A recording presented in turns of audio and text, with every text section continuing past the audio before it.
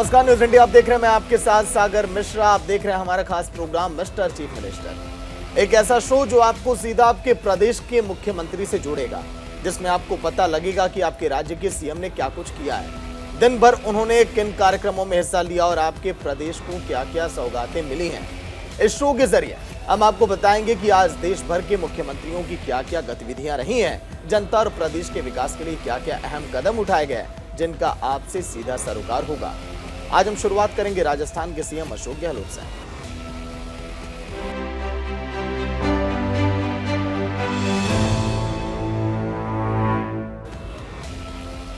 राजस्थान में इस साल के आखिरी तक विधानसभा चुनाव होने वाले हैं, जिसके लिए कांग्रेस ने अपनी कमर अब कस ली है। प्रदेश के मुख्यमंत्री अशोक गहलोत ने एक बार फिर से राजस्थान में कांग्रेस की सरकार रिपीट होने का दावा किया।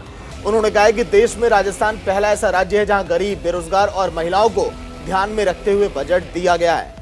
दुनिया में ऐसा कोई भी देश नहीं है बजट जहां पर आज तक नहीं है जैसा बजट हम राजस्थान में लेकर आए, बिल्कुल वो अलग है। केंद्र की सरकार रसोई गैस के दाम कम नहीं कर सकी, लेकिन हमने 500 रुपए कर दिए। जनता सरकार के कामों से खुश है। तो वहीं सीएम गहलोत ने दिल्ली और मुंबई में बीबीसी चैनल पर हुए आईटी सर्वे को लेकर बीजेपी पर निशाना भी साधा। सीएम अशोक गहलोत ने कहा कि उन्होंने एजेंसियों को जिस प्रकार से प्रभावित कर रखा है, किसी भी कीमत पर सही नहीं कहा जा सकता इसे। अब बीबीसी पर हमला किया गया। बीबीसी की क्रेडिबिलिटी एक्स्ट्रा ऑर्डिनरी है। देश में और दुनिया के अंदर आज भी गांवों के लोग हैं जो बीबीसी सुनते हैं। एनडीए सरकार क्या चाहती है, ये समझ से परे है। सुनिए। इतनी शानदार हमने स्कीमें लागू करी है। अब बताइए 25 लाख का बीमा दुनिया में कहीं है क्या? हिंदुस्तान की बात छोड़ दीजिए, दुनिया के मुल्कों में कहीं भी फ्री इलाज नहीं है।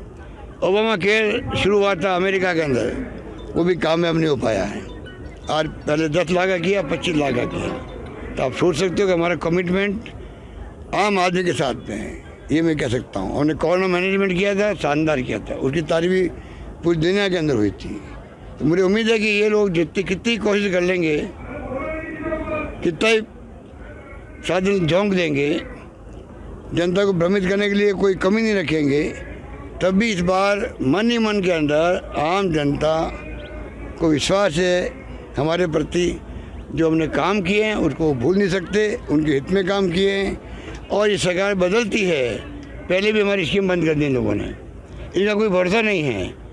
और ओपीए लागू हमने करी है, ओपीए विरोध ये लोग कर रहे हैं। जो स्कीम हमारी है उन सब का विरोध कर रहे हैं। कब तक विरोध करेंगे? सरकार बदलती है, हमारी स्कीम बंद कर देते हैं।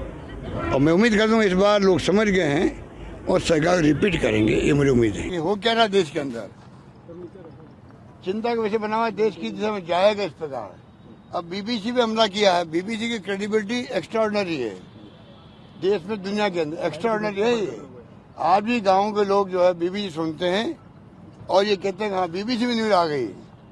मैं 40 साल से देख रहा हूँ, बीबीसी में रेडियो न्यूज हो चाहे टीवी में आने लग गई, तो आज भी लोगों में उसकी क्रेडिबिलिटी है। कारण बताना चाहिए देशवासियों को, भाई आपने बीबीसी की जैसी संस्था को भी आपने टारगेट क्यों बनाया है। देशवासियों को विश्वास में लेना चाहिए, वरना पूरी देश की मैं समझ तो बदनामी सरकार की भी होगी दुनिया के अंदर, मेरा मानना है। पता नहीं एक्चुअल में क्या कारण हुआ, कारण स्पष्ट करना चाहिए। ये बात करते हैं छत्तीसगढ़ की, जहां पर प्रदेश के मुख्यमंत्री भूपेश बघेल ने उद्योगपति गौतम अडानी के बहाने केंद्रीय मंत्री अमित शाह पर तंज कसा है। सीएम भूपेश बघेल ने कहा कि अमित शाह को इतने दिनों के बाद मामले की याद आई। अगर ऐसा है तो वो मामले की जेपीसी की जांच क्यों नहीं कराते हैं? सुनिए।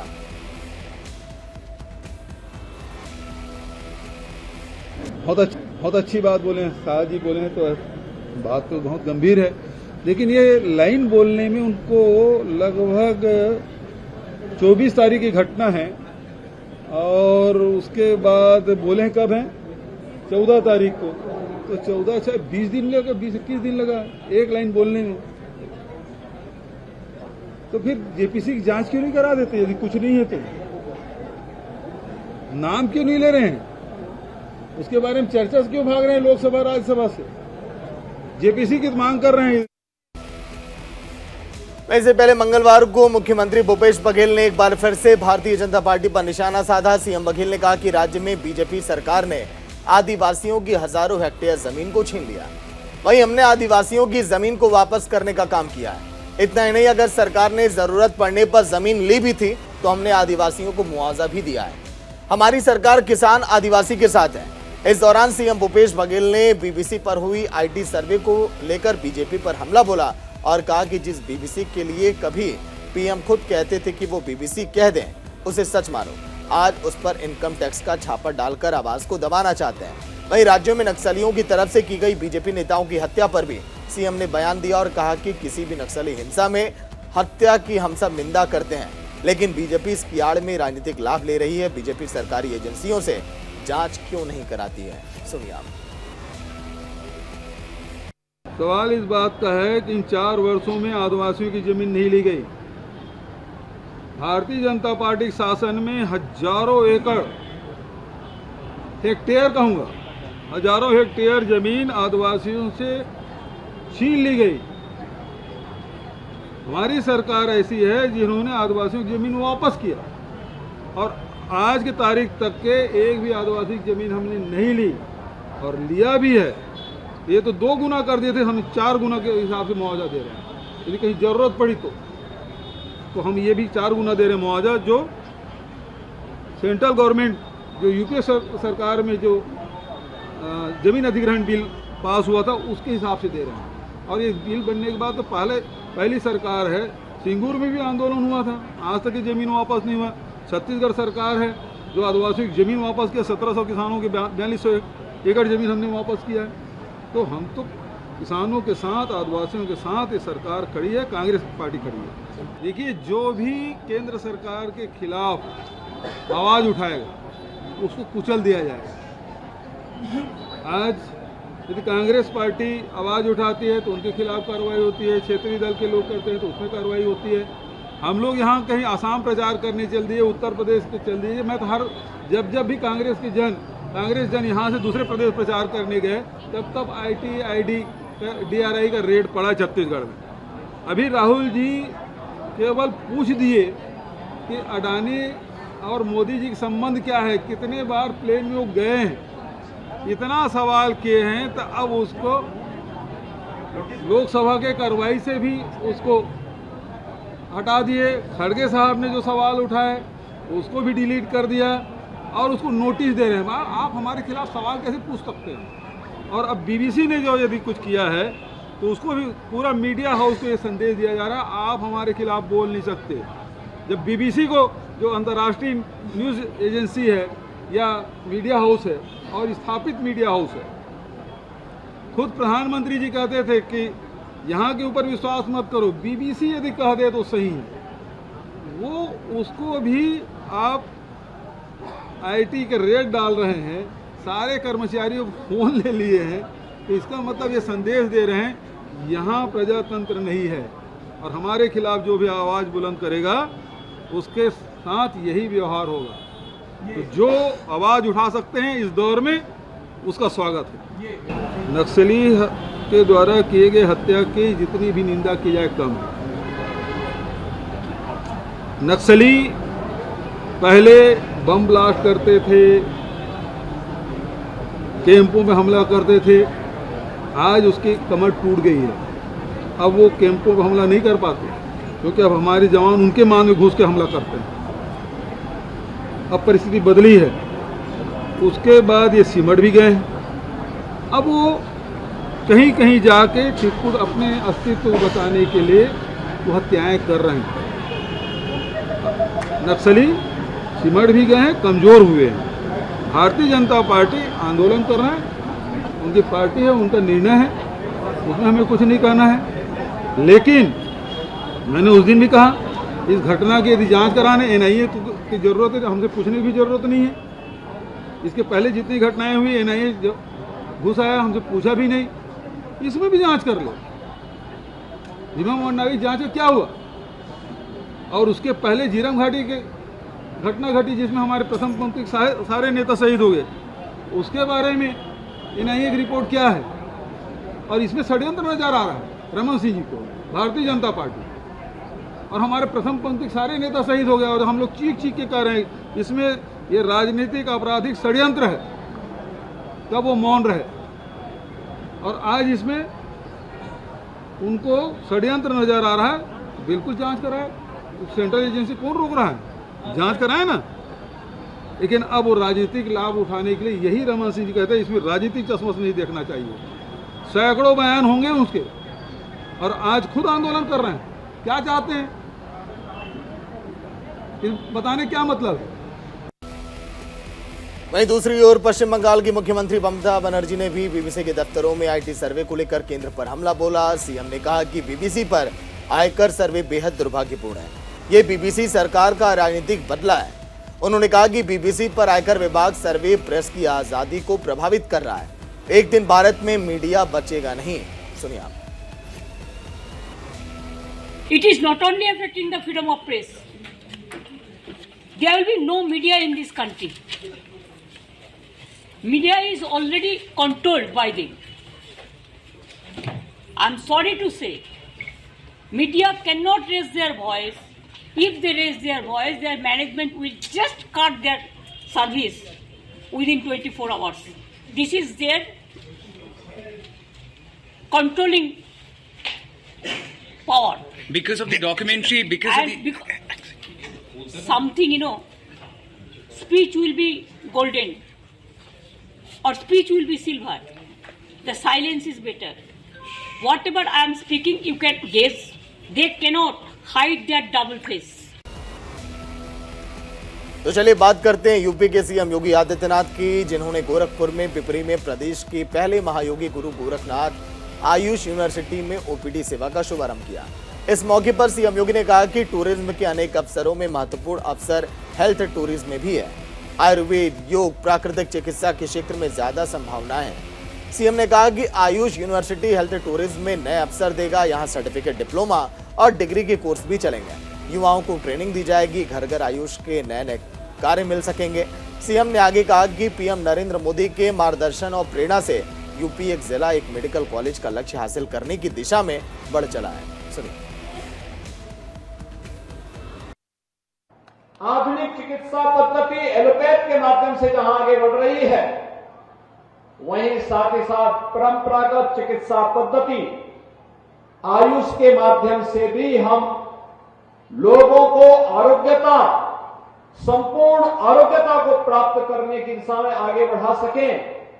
इसके लिए महसूस किया गया कि उत्तर प्रदेश जैसे बड़े राज्य में, जो वास्तव में आयुष की धरती है, क्योंकि आयुष की धरती थी इसलिए भगवान को और सभी ईश्वरीय अवतारों को बार बार इस धरती पर आना पड़ा। इसलिए एक विश्वविद्यालय इसका बनाया जाए और भाइयों बहनों, महायोगी गुरु गोरखनाथ आयुष विश्वविद्यालय उत्तर प्रदेश की परंपरागत चिकित्सा पद्धति को, भारत की चिकित्सा पद्धति को, दुनिया की परंपरागत जो ट्रेडिशनल मेडिसिन की पद्धतियां हैं, इसे आगे बढ़ाने के लिए यह विश्वविद्यालय आज गोरखपुर में स्थापित हो रहा है। इसके लिए मैं आप सबको हृदय से बधाई देता हूं। अपनी भाइयों बहनों, आज प्रधानमंत्री मोदी जी के मार्गदर्शन में, उनकी प्रेरणा से उत्तर प्रदेश एक जनपद, एक मेडिकल कॉलेज की ओर बढ़ चुका है। पहले केवल गोरखपुर में बीआरडी मेडिकल कॉलेज हुआ करता था। गोरखपुर के बीआरडी मेडिकल कॉलेज में कुशीनगर, देवरिया, महाराजगंज, सिद्धार्थनगर, बस्ती, संत कबीर नगर, आजमगढ़, मऊ, बलिया, उधर बलरामपुर, श्रावस्ती, गोंडा, बहराइच, नेपाल के सभी लोगों को, बिहार के लोगों को, सबको गोरखपुर में बीआरडी मेडिकल कॉलेज में आना होता था। लेकिन आपने अच्छी सरकार चुनी और केंद्र में मोदी जी ने अपना आशीर्वाद दिया।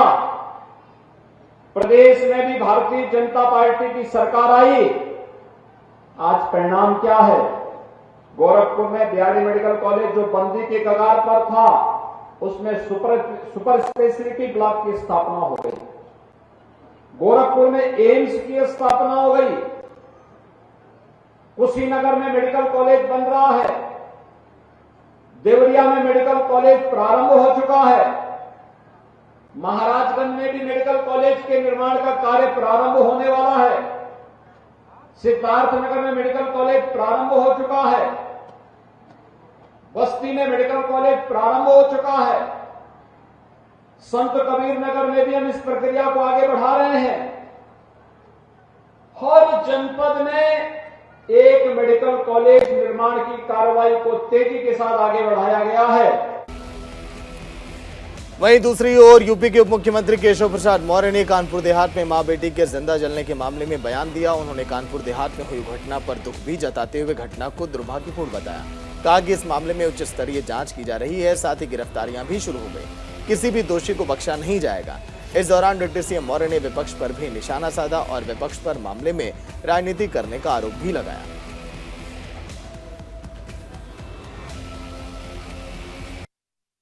दुखद है, एक परिवार के 2 सदस्यों का जाना, हम सब लोग उससे दुखी हैं और सरकार के नाते भी, व्यक्ति के नाते भी मैं कह सकता हूं कि जो चला गया है अब उसको हम वापस तो नहीं ला सकते हैं, लेकिन उसके जो दोषी हैं, जांच भी चल रही है, मुकदमा भी दर्ज कर लिया गया है, गिरफ्तारियां भी शुरू हो गई हैं, किसी दोषी को बख्शेंगे नहीं। एक बात मैं विशेष तौर से कहना चाहता हूं कि हमारी सरकार की नीति बहुत स्पष्ट है, संदेश बहुत साफ है कि हम, कोई भूमाफिया होगा, कोई गुंडा होगा, कोई अपराधी होगा, अगर उसने कुछ अवैध कब्जे किए हैं तो उसको तो खाली करना पड़ेगा, अन्यथा उसके खिलाफ जो कार्रवाई चल रही चलेगी।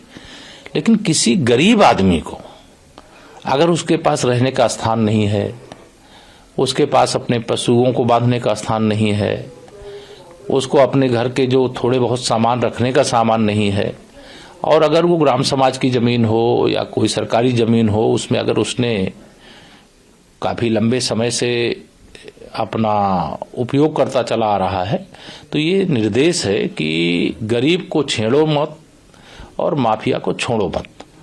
अगर गरीब को छेड़ना या जमीन अवैध रूप से कब्जा है, खाली कराना है, तो पहले उसे वैकल्पिक व्यवस्था उपलब्ध कराओ, उसके बाद ही खाली कराने की कार्रवाई करो। देखिए, मैं चाहे वह श्री राहुल गांधी जी हों, चाहे वह श्री अखिलेश यादव जी हों, उन सबको स्पष्ट तौर से कहना चाहता हूं, बुलडोजर या अवैध कब्जे या इस प्रकार की कानूनी कार्रवाई जो भी होती है वो भूमाफियाओं के खिलाफ होती है, अपराधियों के खिलाफ होती है, न कि किसी गरीब के खिलाफ होती है। यह घटना दुर्भाग्यपूर्ण ढंग से जो हुई है, जिससे हम सब भी दुखी हैं, यह राजनीति का विषय नहीं है। और जो दल या जिस कोई नेता अगर इस पर राजनीति करता है तो वह उसका राजनीतिक दिवालियापन ही कहा जाएगा, क्योंकि जिस मामले में एक परिवार के 2 सदस्यों का दुखद अंत हो गया है और जो घटना के जिम्मेदार माने जा सकते हैं उनके खिलाफ मुकदमा दर्ज हो गया है, उसमें गिरफ्तारियां शुरू हो गई हैं, उसकी उच्च स्तर पे जांच चल रही है और परिवार के साथ सरकार की पूरी सहानुभूति है और हम लोग परिवार को सरकार की ओर से मदद की भी तैयारी कर रहे हैं। तो ऐसे समय में किसी भी राजनीतिक दल के किसी भी नेता को ऐसे मामले में राजनीति नहीं करनी चाहिए। अगर उनके पास राजनीतिक मुद्दों का अभाव हो गया है तो वह अलग बात है, अन्यथा जहां पर एक माँ और एक बेटी की जिंदगी समाप्त हुई है, जिससे हम सब लोग दुखी हैं, उस मामले में राजनीति करना जैसे कोई लाश पर राजनीति करने के समान होता है। अब आखिरी में बात करते हैं तेलंगाना की। मुख्यमंत्री के चंद्रशेखर राव ने जगतियाल जिले के कोडागुट्टू में श्री आंजनेय स्वामी मंदिर गए। सीएम केसीआर राव ने मंदिर के विकास के लिए 100 करोड़ रुपए आवंटित किए। सीएम ने यह भी घोषणा की कि राज्य सरकार मंदिर और इसके आसपास के क्षेत्रों के विकास के लिए 1000 करोड़ रुपए खर्च करने के लिए भी तैयार है। सीएम केसीआर राव ने अधिकारियों, मंदिर वास्तुकारों और पुजारियों के साथ एक समीक्षा बैठक भी की, जिसमें सीएम राव ने मौजूदा स्थितियों की समीक्षा की। सीएम ने अधिकारियों को मंदिर और उसके आसपास के पुनर्निर्माण और पुनर्विकास के लिए एक मास्टर प्लान तैयार करने का निर्देश भी दिया है। तो चलिए इसी के साथ फिलहाल इस बुलेटिन में इतना ही। कल फिर मिलेंगे आपके प्रदेश के मुख्यमंत्री के साथ, उन्होंने क्या विकास कार्य किए हैं। नमस्कार।